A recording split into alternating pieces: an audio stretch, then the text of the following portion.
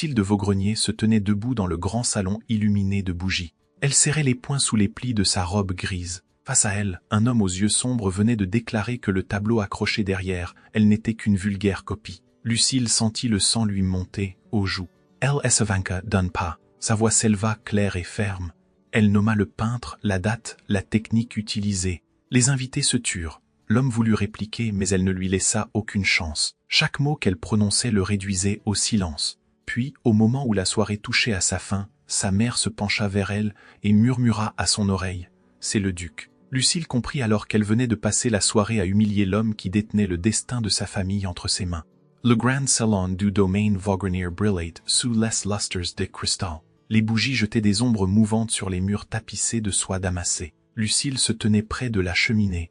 Elle portait une robe de velours gris-perle, sobre mais élégante. Ses cheveux châtains étaient relevés en un chignon simple. Elle observait les invités avec une attention discrète. Sa mère, Madame de Vaugrenier, papillonnait entre les groupes, souriant à chacun avec une grâce fatiguée. Lucille connaissait ce sourire.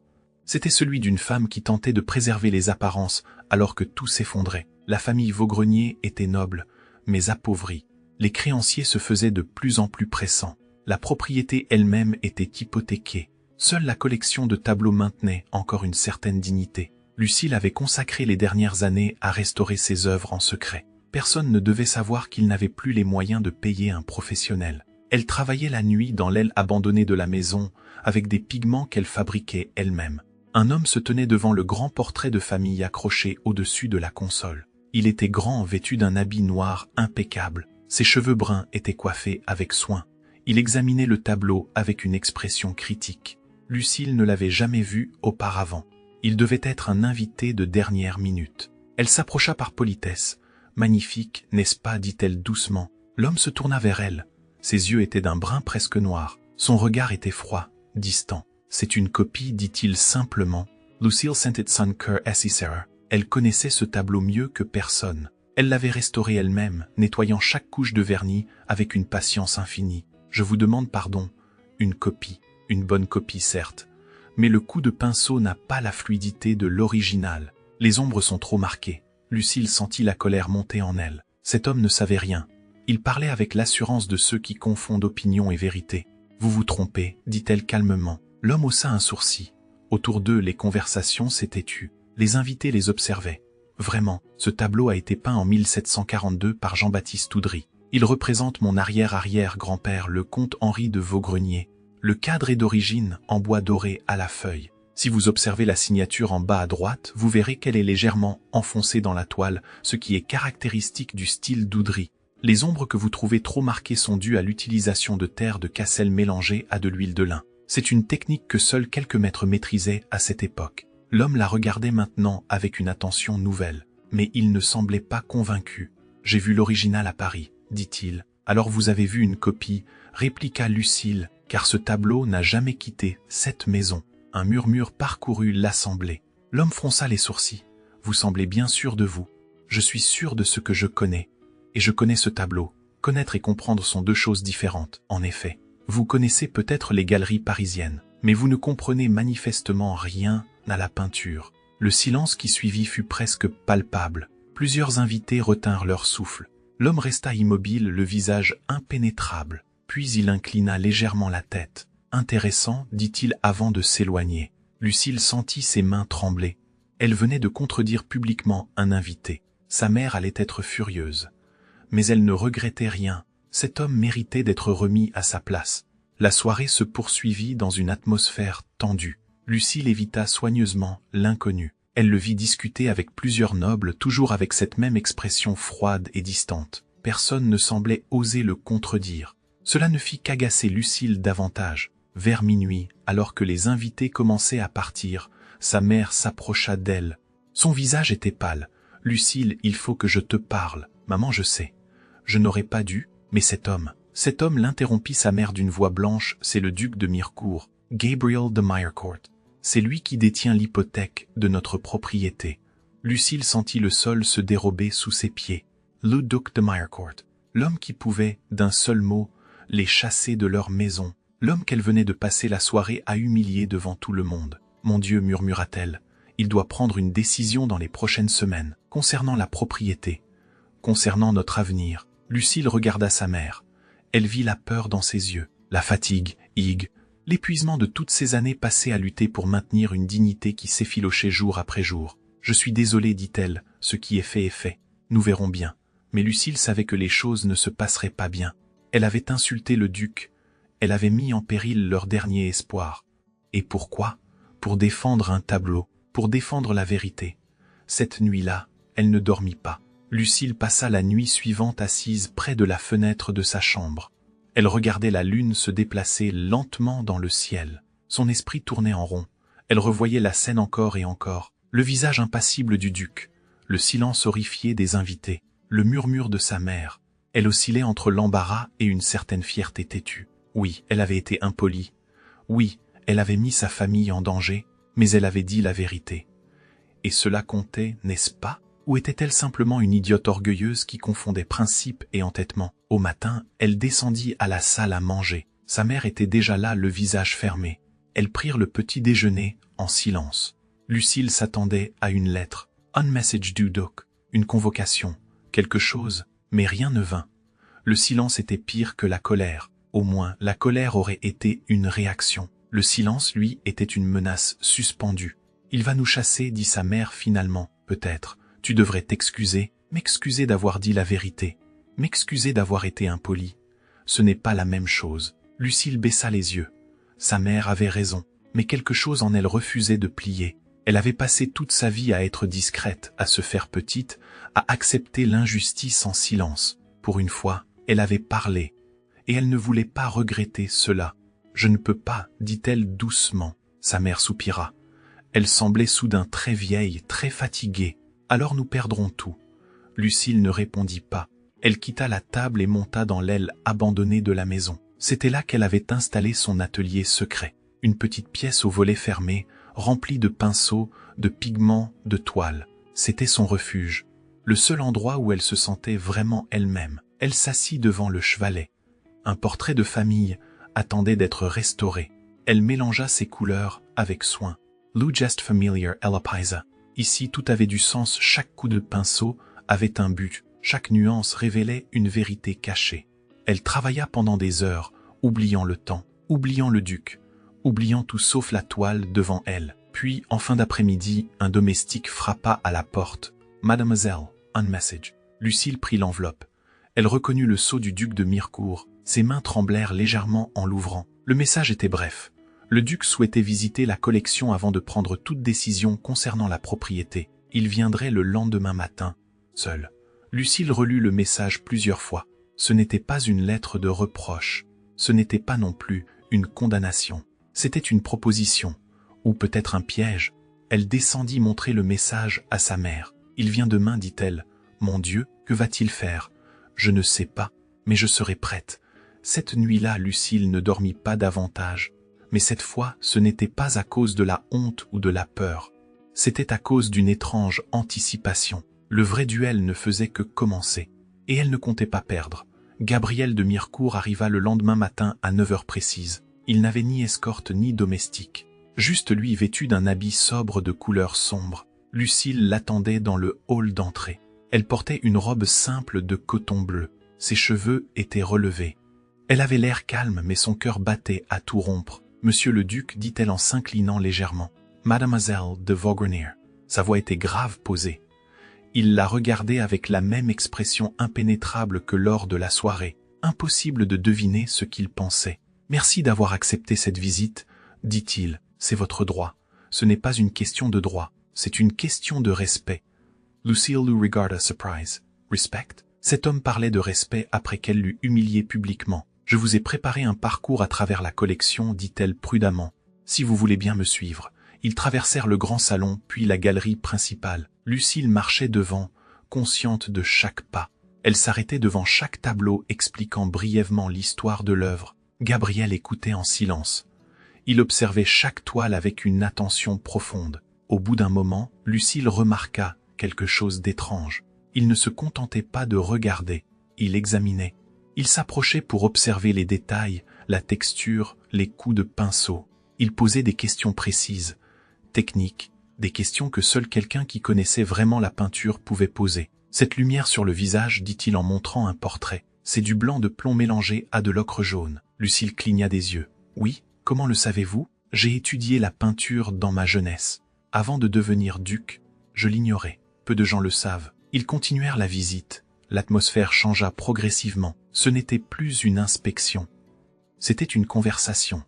Gabriel posait des questions, Lucille répondait. Parfois il corrigeait une de ses affirmations, et elle devait admettre qu'il avait raison. D'autres fois c'était elle qui le corrigeait, et il acceptait sans résistance. Ils arrivèrent finalement devant le tableau de la soirée. Le portrait du comte Henri de Vaugrenard. Gabriel s'arrêta longuement devant. « Vous aviez raison, dit-il calmement, ce n'est pas une copie. » Lucille sentit quelque chose se détendre en elle. « Merci, je me suis trompée. J'aurais dû regarder plus attentivement. Pourquoi ne l'avez-vous pas fait ?» Gabriel se tourna vers elle. Pour la première fois, elle vit quelque chose de différent dans son regard, une sorte de lassitude. « Parce que je suis habituée à ce que les gens me donnent raison, même quand je me trompe. » Lucille ne sut que répondre. Il y avait une honnêteté brutale dans cette phrase, une vulnérabilité inattendue. « Qui restaure ces tableaux ?» demanda-t-il soudain. Lucille hésita. C'était la question qu'elle redoutait. Avouer son travail, c'était avouer que la famille ne pouvait plus payer de professionnels. C'était avouer leur pauvreté, leur déchéance. Mais mentir serait pire. Et cet homme méritait la vérité. Moi, dit-elle simplement. Gabriel la regarda longuement. Son expression ne changea pas, mais quelque chose passa dans ses yeux. De la surprise peut-être, ou du respect. Vous, oui, j'ai appris seul, en lisant. Observant, en essayant. C'est un travail remarquable, merci. Gabriel essayed un moment. Il semblait réfléchir. Puis il se tourna à nouveau vers elle. J'ai une proposition à vous faire. Je veux comprendre cette collection avant de décider de son avenir. Je veux que vous m'aidiez, que vous m'enseigniez ce que vous savez. Lucille le regarda, stupéfaite. Vous voulez que je vous enseigne? Oui, pourquoi? Parce que vous connaissez ces œuvres mieux que quiconque. Et parce que je ne veux pas prendre de décision hâtive, ce n'est pas un ordre. Non, c'est une demande. Lucille sentit son cœur battre plus vite. Ce n'était pas ce qu'elle attendait, pas du tout. Cet homme aurait pu la punir, la chasser, se venger de l'humiliation subie. Mais au lieu de cela, il lui offrait une chance. Une vraie chance. J'accepte, dit-elle. Gabriel hocha la tête. Alors nous commencerons demain. Il s'inclina légèrement et partit. Lucille resta seule dans la galerie, le cœur battant. Quelque chose venait de changer. Elle ne savait pas encore quoi, mais elle le sentait. Les jours suivants prirent un rythme nouveau. Gabriel arrivait chaque matin à 9 heures. Ils se retrouvaient dans la galerie. Au début, les conversations restaient formelles, centrées sur les œuvres. Lucille expliquait les techniques, les styles, les époques. Gabriel écoutait, posait des questions, prenait des notes. Mais peu à peu le ton changea. Les silences devinrent moins tendus, les regards moins méfiants. Lucille découvrit que Gabriel possédait une connaissance approfondie de l'art. Il avait voyagé à travers l'Europe, visité les plus grands musées. Il parlait de Rembrandt avec passion, de Vermeer avec admiration. « Pourquoi avez-vous arrêté de peindre ?» demanda-t-elle un jour. Gabriel resta silencieux un moment. Il se tenait devant un paysage représentant les montagnes au coucher du soleil. « Parce que mon père est mort et que j'ai dû devenir duc. Vous auriez pu continuer. » Non, un duc ne peint pas.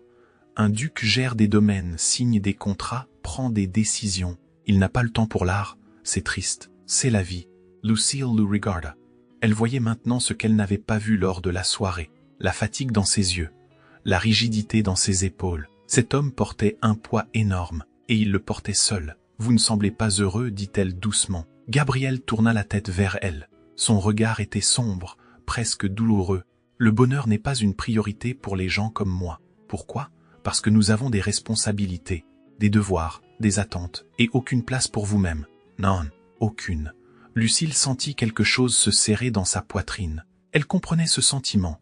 Elle aussi avait passé sa vie à répondre aux attentes, à être discrète, à se faire petite, à oublier ses propres désirs. « Je comprends, dit-elle. » Gabriel la regarda longuement. « Je crois que oui. » Un autre jour, alors qu'ils examinaient un portrait de famille, Gabriel demanda « Pourquoi faites-vous cela ?»« Restaurer des tableaux que personne ne voit. » Lucille réfléchit un moment. C'était une question qu'elle s'était posée 1000 fois. Parce que ces tableaux racontent une histoire, l'histoire de ma famille, de mes ancêtres. Si je ne les préserve pas, cette histoire disparaîtra. Et disparaître en silence me semble pire que disparaître en beauté. Gabriel resta immobile. Quelque chose de douloureux traversa son regard. Une blessure ancienne, peut-être. Ou un regret. Vous avez raison, dit-il finalement. Le silence est pire que tout. Lucille voulut lui demander ce qu'il voulait dire, mais elle sentit qu'il ne répondrait pas. Pas encore. Cet homme gardait ses secrets bien enfermés. Les semaines passèrent. Lucille attendait chaque matin avec une impatience grandissante. Elle aimait ces moments passés avec Gabriel. Elle aimait la façon dont il écoutait, la façon dont il respectait ses analyses. Il ne l'interrompait jamais. Il ne la corrigeait jamais avec condescendance. Il la traitait comme une égale. C'était nouveau pour elle. Les hommes qu'elle avait rencontrés la traitaient toujours avec une politesse distante, comme si elle était une enfant ou une curiosité. Mais Gabriel était différent. Il la voyait, vraiment. Un soir, alors qu'il terminait tard, Gabriel s'arrêta devant la fenêtre. Le soleil se couchait sur les jardins. La lumière dorée illuminait son visage. « Je n'ai pas pris de décision concernant la propriété, dit-il soudain. Lucille sentit son cœur si serré. Je sais. Je voulais vous le dire, pour que vous ne vous inquiétiez pas. Merci.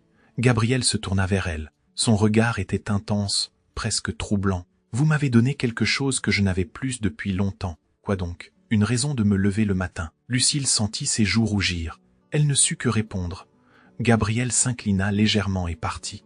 Elle resta seule dans la galerie, le cœur battant. Quelque chose était en train de naître entre eux. Quelque chose de fragile et de précieux. Et cela lui faisait peur autant que cela la réjouissait. En nettoyant un grand portrait représentant un ancêtre Vaugrenier, Lucille remarqua une anomalie. Le blason familial semblait étrange. Certains détails héraldiques ne correspondaient pas aux descriptions qu'elle connaissait. Elle examina la toile de plus près. Sous la lumière rasante, elle vit des traces de repeint. Quelqu'un avait modifié le blason. Son cœur se mit à battre plus vite. Elle prépara une solution de nettoyage douce et commença à travailler avec une prudence extrême. Couche après couche, elle révéla la vérité. Le blason original avait été falsifié. Les armoiries ne correspondaient pas à la lignée Vaugrenier. Quelqu'un avait dissimulé cette modification sous une couche de vernis. Lucille sentit le père l'envahir. Si cette découverte devenait publique, cela pourrait détruire définitivement la réputation de sa famille. Mais cacher la vérité reviendrait à trahir tout ce en quoi elle croyait. Elle passa la nuit à réfléchir. Au matin, elle décida d'en parler à Gabriel. Il arriva comme d'habitude à 9 heures. Elle le conduisit directement devant le portrait. « J'ai trouvé quelque chose, dit-elle. » Gabriel s'approcha. Lucille lui montra le blason modifié. Elle expliqua ce qu'elle avait découvert. Gabriel resta silencieux un long moment. Son visage était impénétrable. « Qu'est-ce que cela signifie ?» demanda-t-il finalement. « Je ne sais pas encore, mais cela pourrait signifier qu'il y a eu une manipulation concernant la dot ou l'héritage. Une falsification pour dissimuler quelque chose. Une fraude. Oui. » Gabriel hésita. Lucille voyait qu'il réfléchissait intensément. « Si vous révélez cela, votre famille sera ruinée, dit-il. Je sais. Mais si vous le cachez, vous trahissez la vérité. Je sais. » Gabriel la regarda. Son regard était grave, presque triste. « Que voulez-vous faire? Je veux savoir, même si cela me détruit. » Gabriel hocha lentement la tête. « Alors continuez. Nous devons savoir. » Lucille sentit quelque chose se détendre en elle. Elle avait craint qu'il lui demande de tout cacher, qu'il utilise cette découverte contre elle. Mais au lieu de cela, il la soutenait. « Merci, dit-elle. Ne me remerciez pas. Pas encore. Nous ne savons pas où cela nous mènera. » Les jours suivants, Lucille se plongea dans les archives familiales. Elle cherchait des traces de cette falsification. Des lettres, des contrats, des témoignages. Gabriel l'aidait, utilisant ses propres contacts pour accéder à des documents officiels. Il travaillait souvent tard dans la nuit. Lucille découvrait une nouvelle facette de Gabriel. Il était méticuleux, patient, déterminé. Il ne cherchait pas à minimiser ou à cacher. Il cherchait la vérité, comme elle. Un soir, alors qu'ils examinaient un vieux registre notarial, leurs mains se touchèrent par accident. Lucille sentit une décharge électrique la traverser. Elle leva les yeux. Gabriel la regardait. Pendant un instant, le temps sembla s'arrêter. Puis Gabriel retira sa main doucement. « Pardon, dit-il, ce n'est rien, mais ce n'était pas rien. » Et ils le savaient tous les deux. Lucille finit par découvrir la vérité. Son oncle Armand, mort depuis 10 ans, avait détourné une partie de la dot familiale pour couvrir une dette politique. Pour dissimuler ce vol, il avait falsifié le blason sur le portrait, faisant croire à une alliance matrimoniale qui n'avait jamais eu lieu.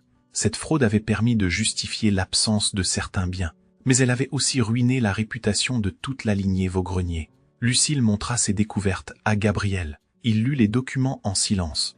Son visage était sombre. Ce n'est pas seulement un vol, dit-il finalement. C'est une trahison qui a détruit injustement votre famille. Oui. Et certaines familles nobles alliées ont toléré ce silence pour préserver leurs propres intérêts. Lucille le regarda, surprise. Comment le savez-vous?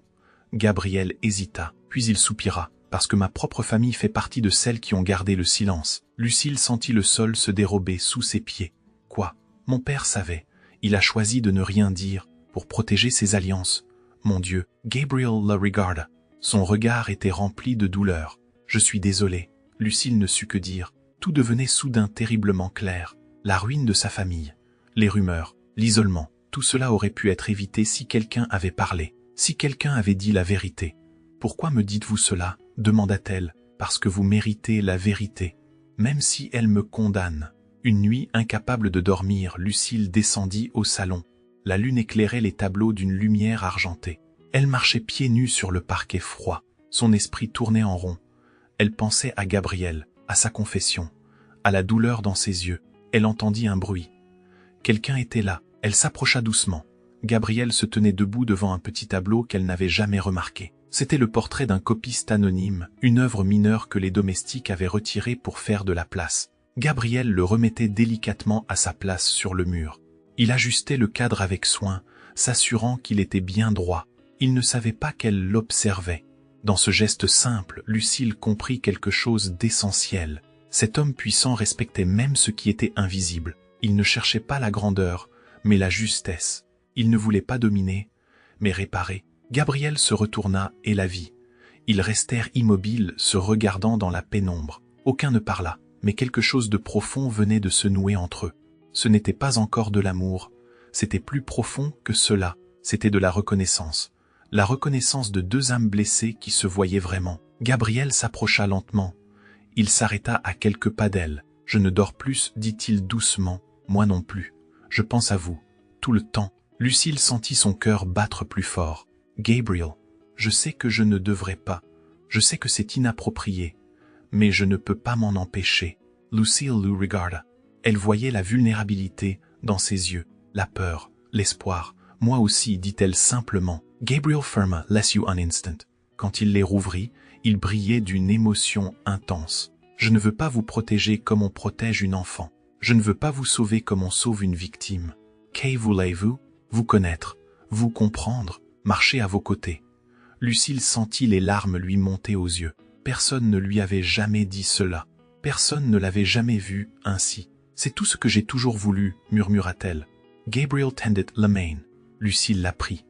Leurs doigts s'entrelacèrent. Ce n'était pas un geste de passion, mais de solidarité, de promesse silencieuse.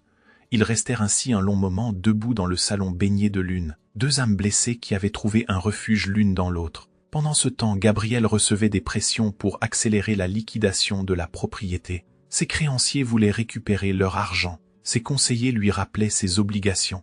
Mais Gabriel refusait de céder. Un jour, Lucille apprit par hasard qu'il avait vendu discrètement l'un de ses propres domaines secondaires. Elle interrogea le notaire qui gérait les affaires de sa famille. « Pourquoi le duc a-t-il fait cela ?» demanda-t-elle. Le notaire hésita. « Pour retarder l'échéance de votre hypothèque, pour vous donner plus de temps. » Lucille sentit son cœur serrer. Gabriel avait sacrifié une partie de son propre patrimoine, pour elle, pour sa famille. Sans rien dire, elle le chercha immédiatement.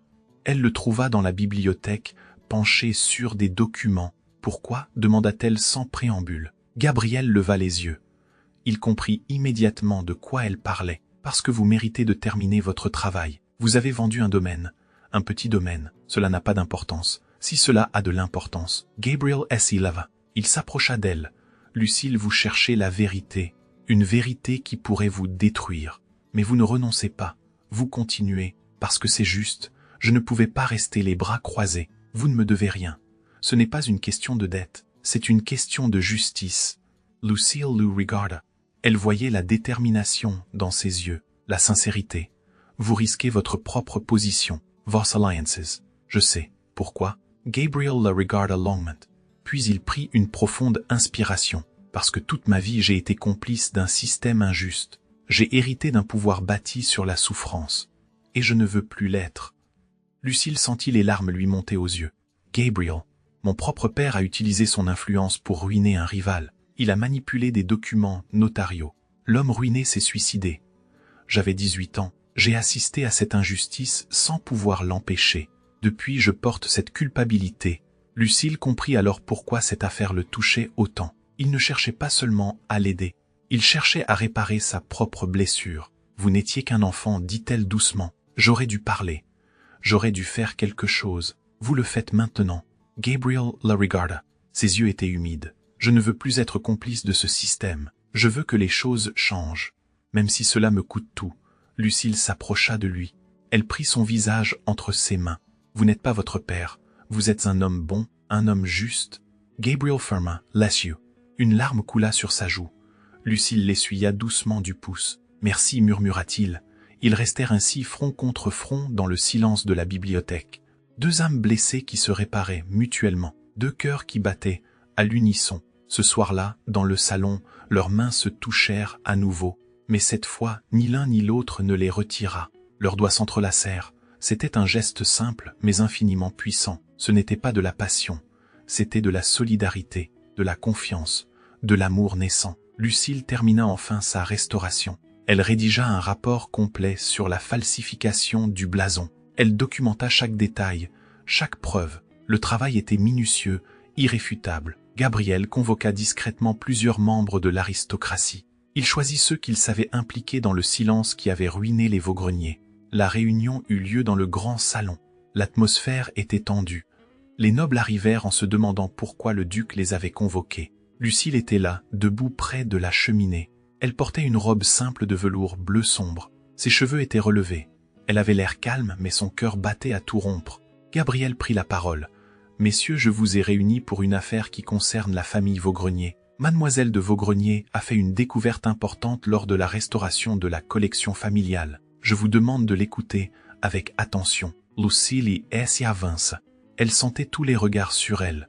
Certains étaient curieux, d'autres méfiants. Elle prit une profonde inspiration et commença. Elle présenta ses découvertes avec clarté et dignité. Elle montra le portrait restauré, le blason falsifié, les documents qu'elle avait trouvés. Elle expliqua comment son oncle Armand avait détourné la dot familiale, comment il avait menti, comment d'autres avaient gardé le silence. Certains nobles tentèrent de minimiser l'affaire. « C'est du passé, dit l'un d'eux. Pourquoi remuer ces vieilles histoires ? » « Parce que cette vieille histoire a détruit ma famille, » répondit Lucille calmement. « Parce que nous avons été accusés injustement. Parce que la vérité compte. » Un autre noble tenta de l'intimider. « Vous accusez des familles respectables sans preuves solides. J'ai toutes les preuves nécessaires. Une femme qui restaure des tableaux n'est pas une experte légale. » Gabriel s'y leva. Sa voix était froide, tranchante. « Cette femme a fait ce que nous aurions tous dû faire, dire la vérité. Si nous continuons à protéger les coupables par commodité, nous ne valons pas mieux qu'eux. » Le silence qui suivit fut lourd. Gabriel regardait chacun des nobles présents. « Mon propre père a participé à ce silence. J. Lou Ricanese. Et je demande pardon à la famille Vaugrenier pour cette lâcheté. » Un murmure parcourut l'assemblée. Un duc qui s'excusait publiquement. C'était inouï. Je propose que les accusations contre la famille Vaugrenier soient levées officiellement, que leur réputation soit restaurée, et que ceux qui ont profité de cette injustice en assument la responsabilité. Plusieurs nobles protestèrent, mais d'autres gênés finirent par acquiescer. Gabriel avait pris un risque énorme. Il avait mis sa propre réputation en jeu. Et cela changeait tout. À la fin de la réunion, les accusations contre la famille Vaugrenier furent levées. Mais le prix fut lourd pour Gabriel. Certaines portes se fermèrent. Certaines alliances se rompirent. Il avait choisi la justice plutôt que le confort. Et il l'acceptait sans regret. Quand les invités partirent, Lucille s'approcha de lui. « Vous avez tout risqué. Je n'ai rien risqué d'important. Votre position, vos alliances, des choses qui ne valent rien si elles sont bâties sur l'injustice. » Lucille sentit les larmes lui monter aux yeux. « Merci. » Gabriel la regarda. Il prit son visage entre ses mains. « Ne me remerciez pas. Vous m'avez donné quelque chose de bien plus précieux. » « Quoi donc ? Une raison de croire que je peux être meilleur que mon père. » Au petit matin, après le départ des derniers invités, Lucille et Gabriel se retrouvèrent seuls dans le grand salon vide. Les bougies s'étaient consumées. La lumière de l'aube filtrait à travers les hautes fenêtres, éclairant les portraits restaurés. Lucille regarda autour d'elle. Cette maison qu'elle avait tant voulu sauver ne lui appartenait peut-être plus, mais elle ne l'avait pas perdue en silence. Elle avait dit la vérité. Elle avait retrouvé sa dignité. Gabriel s'approcha. Il se tenait près d'elle, regardant les tableaux. « Je pourrais tout résoudre avec de l'argent, dit-il doucement. Racheter la dette, effacer le scandale, vous protéger. » Lucille secoua la tête. « Je préfère perdre cette maison que perdre ma voix. » Gabriel la regarda intensément. Ses yeux brillaient d'une émotion profonde. « Je ne veux pas vous protéger, Lucille. Je veux marcher à vos côtés. » Lucille sentit son cœur si gonfler. Pour la première fois, elle comprit que cet homme ne cherchait pas à la sauver. Il cherchait à l'aimer. Vraiment, complètement.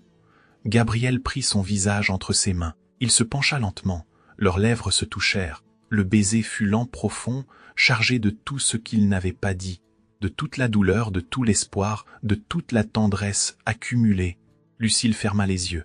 Elle sentit les larmes couler sur ses joues, mais ce n'étaient pas des larmes de tristesse. C'étaient des larmes de soulagement, de joie, de libération. Quand ils se séparèrent, Gabriel essuya doucement ses larmes. « Je vous aime, dit-il simplement. Je vous aime aussi. » Dehors, le jour se levait. Le soleil illuminait les jardins. Le passé ne pouvait être changé, mais l'avenir, oui. Et cet avenir, ils le construiraient ensemble. Les semaines suivantes, Lucille signa officiellement les certificats de restauration de la collection familiale. C'était la première fois qu'une femme apposait son nom sur un travail de cette envergure dans cette région. Son nom apparut dans les journaux. Certaines familles nobles murmurèrent, scandalisées, d'autres admirèrent. Gabriel resta à ses côtés, non comme protecteur, mais comme compagnon. Il ne chercha pas à racheter la propriété. Au lieu de cela, il établit un arrangement juste. La maison deviendrait un lieu d'exposition ouvert au public. Lucille serait nommée conservatrice reconnue, avec un salaire digne. Pour la première fois de sa vie, Lucille n'était plus invisible. Elle n'était plus une ombre utile. Elle était devenue ce qu'elle avait toujours été, une artiste, une gardienne de mémoire, une femme de vérité. Gabriel, de son côté, changea lui aussi. Il n'était plus un homme qui confondait pouvoir et amour. Il était celui qui avait choisi la justice plutôt que le confort. Et cela lui coûta cher. Certaines portes se fermèrent, certains amis se détournèrent, mais d'autres plus sincères se rapprochèrent. Un soir, alors qu'il marchait dans les jardins, Lucille lui prit la main. « Regrettez-vous? Jamais. Vous avez perdu beaucoup. J'ai gagné bien plus. » Lucille sourit. Elle savait qu'il disait la vérité. Leur amour n'avait pas effacé leurs blessures, mais il les avait transformées. Ils ne s'étaient pas sauvés l'un l'autre. Ils s'étaient reconnus, et c'était infiniment plus précieux. 1 an plus tard, le domaine Vaugrenier avait retrouvé sa dignité. Les portraits restaurés attiraient des visiteurs de toute la région. Des étudiants venaient apprendre auprès de Lucille. Elle donnait des conférences, formait de jeunes apprentis. Sa réputation grandissait. Gabriel, de son côté, utilisait son influence pour réformer certaines pratiques injustes dans la gestion des patrimoines nobles. Il ne cherchait plus le pouvoir pour le pouvoir. Il cherchait la justice. Et cela changeait tout. Leur amour n'avait pas effacé leurs blessures, mais il les avait transformées en force. Ils ne se promettaient pas la perfection. Ils se promettaient la vérité. Et c'était infiniment plus solide. Un soir, alors qu'il marchait dans la galerie silencieuse, Gabriel s'arrêta devant le portrait au blason révélé. « Sans cette découverte, dit-il, nous ne serions jamais arrivés ici. » Lucille sourit. « Sans votre respect, je n'aurais jamais eu le courage de chercher. » Gabriel le regarda. Il prit sa main et la porta à ses lèvres. « Nous nous sommes trouvés dans la vérité. » Oui, il savait que leur histoire n'était pas un conte de fées. C'était quelque chose de plus rare. Une vérité partagée. Une rédemption silencieuse. Un amour qui ne promettait pas la perfection, mais la dignité. Lucille regarda les portraits autour d'elle, ces visages qu'elle avait restaurés un à un, ces histoires qu'elle avait préservées. Elle avait sauvé la mémoire de sa famille, mais plus encore, elle avait trouvé sa propre voix. Gabriel l'entoura de ses bras. Ils restèrent ainsi debout dans la galerie baignée de la lumière du soir. 2 âmes qui avaient choisi la vérité plutôt que le mensonge, la justice plutôt que le confort, l'amour plutôt que la peur. Et dans ce choix, ils avaient trouvé quelque chose d'infiniment précieux. Non pas le bonheur parfait, mais la paix du cœur, la dignité de l'âme, la certitude d'avoir fait ce qui était juste. Dehors, le soleil se couchait sur les jardins. Les ombres s'allongeaient. Mais dans le salon, la lumière brillait toujours. Une lumière douce, chaude, durable. C'était l'héritage du cœur, et il était infiniment plus précieux que tout l'or du monde.